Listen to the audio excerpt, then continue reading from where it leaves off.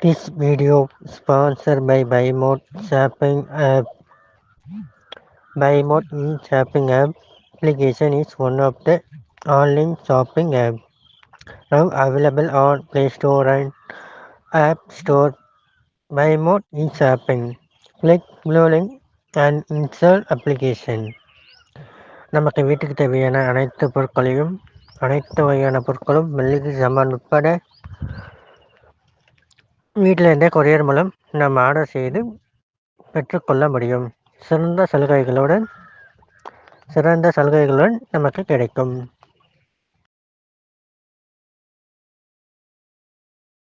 சாம்பல் நிற முயலும் தந்திரமான குள்ள நரியும் இருந்தன.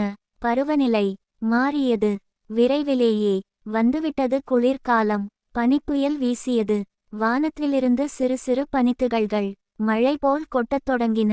குளிரின் கடுமையால் முயலின் சாம்பல் நிறம் முற்றிலும் வெளுத்து பனி வெண்மையானது. இந்த குளிரை தாங்க முடியவில்லை.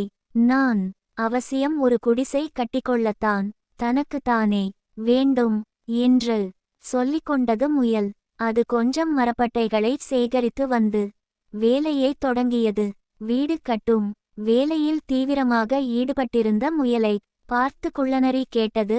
அடே முயல் பயலே, நீ என்னதான் செய்து கொண்டிருக்கிறாய்? நீ பார்த்து கொண்டுதானே இருக்கிறாய்? குள்ளநரி அக்கா, நான் கதகதப்பாக வசிக்க ஒரு குடிசை கட்டிக்கொண்டிருக்கிறேன். ஆமாம் ஆமாம், ரொம்ப நல்ல யோசனைதான் என்ற குள்ளநரி பிறகு தனக்குள் ரகசியமாகச் சொல்லிக்கொண்டது. நாமும் ஏன் ஒரு வீட்டை கட்டிக்கொள்ளக்கூடாது? ஆனால் நான் கட்டப்போகும் வீடு ஒரு பளிங்கு மாளிகையாக இருக்கும்.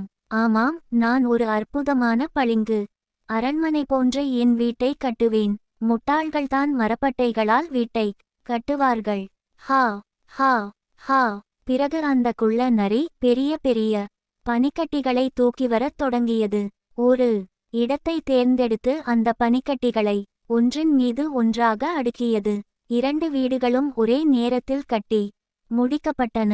முயலும் நரியும் அதனதன் வீட்டிற்குள் குடிபுகுந்தன.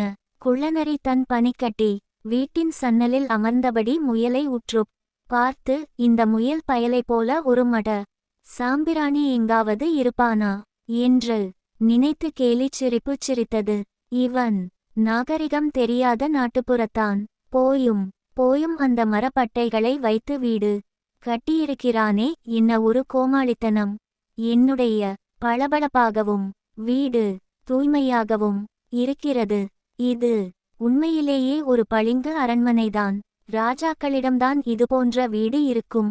குளிர்காலம் இருக்கும் வரை நரிக்கு ஏதும் சிக்கலில்லை. இளவேனிற்காலம் வந்ததும்தான் தொடங்கியது பிரச்னை. அப்போது கதிரவன் வெப்பமாக பிரகாசிக்கத் தொடங்கினான். குள்ளநரியின் அரண்மனை உருகித் தண்ணீராக ஓடியது. வீடு இல்லாமல் இனிமேல் என்ன செய்யும்? அந்த நரி ஒருநாள் முயல் புல் மேய்வதற்காக வெளியே சென்றது. அந்த நேரம் பார்த்து நரி முயலின் வீட்டிற்குள் நுழைந்தது. முயல் அங்கங்கே புல் மேய்ந்து கொண்டே மெதுவாக வீட்டிற்கு திரும்பியது. அது தன் வீட்டுக் கதவை தள்ளியது. ஆனால் திறக்க முடியவில்லை. அது மறுபடியும் கதவை தட்டத் தொடங்கியது. யார் அது